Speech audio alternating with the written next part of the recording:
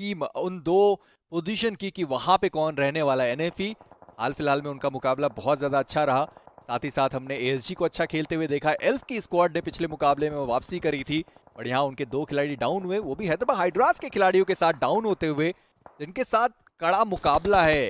Head to head fight elf और Hyderabad hydras के बीच में ही है स्पिरो। बिल्कुल, यही तो है, यही तो वो बात है जो क्वालिफाई आपको कराएगी। जो को टॉप जी लेके जा रहे थे अल्ट्रॉन को, नॉक जरूर हुए बट रिवाइवल मुझे लगता है हो सकता है। पत्थर के पीछे वो आ चुके हैं, रिवाइवल की प्रक्रिया को शुरू किया जाएगा।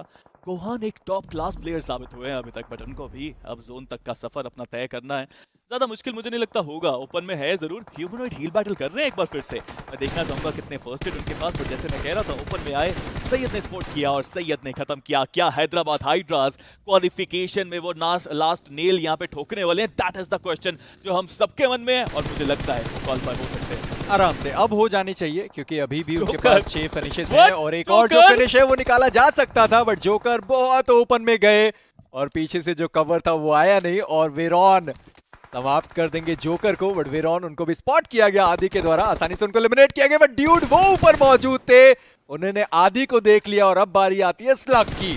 देखना ये ड्यूड वर्सेस स्लग, दोनों में से कौन जीत सकता है। बट ह्यूमनॉइड, मुझे बस देखना है कि उनके पास टोटल फर्स्ट एड कितने, क्योंकि जब भी सनॉक का मुकाबला आता है टॉप 2 तक, अभी तक का रिकॉर्ड रहा है, टॉप 2 तक अपनी टीम को वो लाते ही लाते हैं। एक और रिकॉर्ड है यहाँ पे 11 फ्रैग्स का, जो यहाँ पे 2 प्लेयर्स के पास हैं। अभी तक हमने देखा जोनाथन को निकालते हुए, एंड एडमिनो वो थे जिन्होंने 11 फ्रैग निकाले, बट मुझे लगता है यहाँ पे हो सकते हैं उड़ते हुए आए और उड़ते हुए गए slug. He was there and he was ready, but अभी भी डूड उनके सामने। मैं देखना चाहूंगा कि डूड कुछ करते हैं। अल्ट्रॉन ने उनको नॉक किया, बट फिनिश अल्ट्रॉन को मिलेगा नहीं। फिनिश यहाँ पे स्लग लेके जाएंगे, 5 फ्रैग अब स्लग के पास हो चुके हैं, बट अभी भी सिंपल है, अभी भी वो रिकॉर्ड बना सकते हैं 11 से ज्यादा अगर वो फ्रैग निकालते हैं। बट हैदराबाद हाइड्रास, सैयद अब काम पे लग चुके हैं। चलिए आखिरी मैच में ही सही, बट कम से कम आपकी जो वापसी है वो आई है। 8 फिनिशेस निकाले हैं सिंपल ने, एक उनके पास फर्स्ट एड था बट लगाने का मौका मिलेगा नहीं। 2-2 ओजी समाप्त किया गया, 2 फिनिशेस उनके पास आए। सामने एक और खिलाड़ी, शायद स्लग को उन्होंने देखा नहीं, जी नहीं अभी तक तो नहीं देखा गया।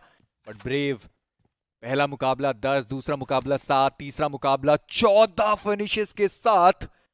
अभी तक उन्होंने 3 मुकाबलों में 31 फिनिशेस निकाले हैं। That is magical, but मेजी मैजिकल एक और चीज है, यहाँ पे जो 4 टीमें बची हुई है ना, ये सारी टीमें यहाँ पे कंटेंशन में 34 फर्स्ट एड लंच के पास बचे हुए हैं कि अपनी टीम को दूसरे पायदान तक लाएंगे। एक और टीम का खात्मा, 3 टीमें बची हुई, तीनों कंटेंशन में।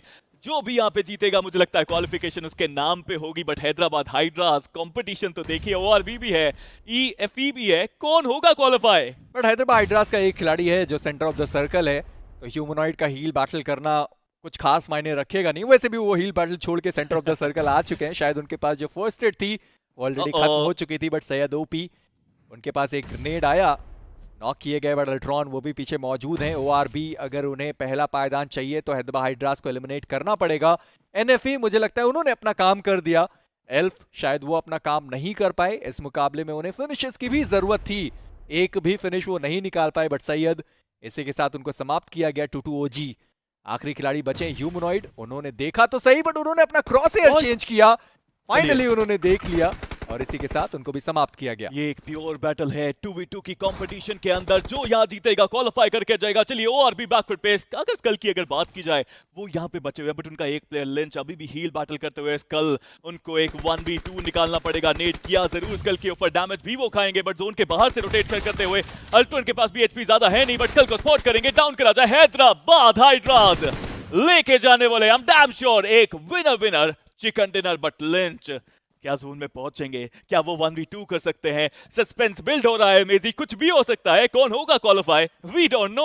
25 अंकों के साथ इस मुकाबले में हैदराबाद हाइड्रास जाने वाली है। इसके पहले उनके पास, अगर मैं गलत नहीं तो शायद 42 या 45 अंक टोटल थे, और बड़े आसानी से वो आपको टॉप 4 में आते हुए दिखाई देंगे। बट ह्यूमनॉइड, उनको पता है कभी भी कहीं से भी वो एक खिलाड़ी आ सकता है और 1v2 वो कर जा सकता है, इसलिए पत्थर के पीछे छुपे रहे।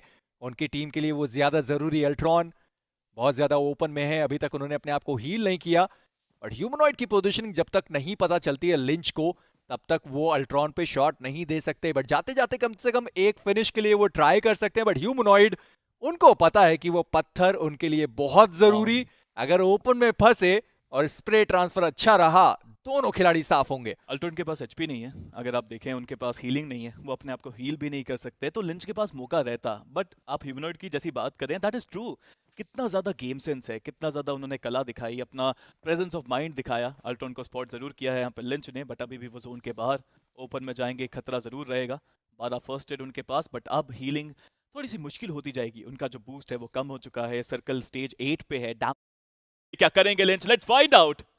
ह्यूमनॉइड वो पत्थर वो सर्कल के अंदर था भी नहीं, बट पेड़ का कवर अब उनको मिल जाएगा। जी हाँ, पेड़ का कवर उन्होंने ले लिया और लिंच कम से कम वो जो आखिरी फ्रैग था वो सामने टीम हैदराबाद हाइड्रास को उन्होंने दिया नहीं, और इसी के साथ हैदराबाद हाइड्रास